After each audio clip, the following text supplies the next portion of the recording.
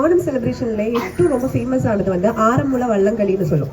அந்த கேரளா போட் பார்த்துருக்கீங்கல்ல எல்லாரும், அதோட ஒரு காம்படிஷனே நடக்கும்.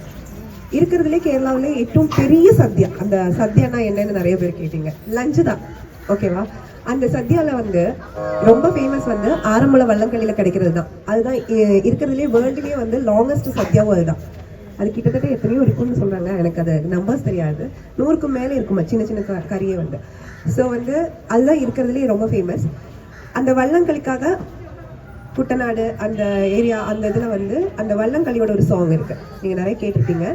ஸோ எங்களோட குட்டீஸ் வந்து அது உங்களுக்காக திருப்பி ஓணம் செலிப்ரேட் பண்ணுறதுக்காக ரெடி.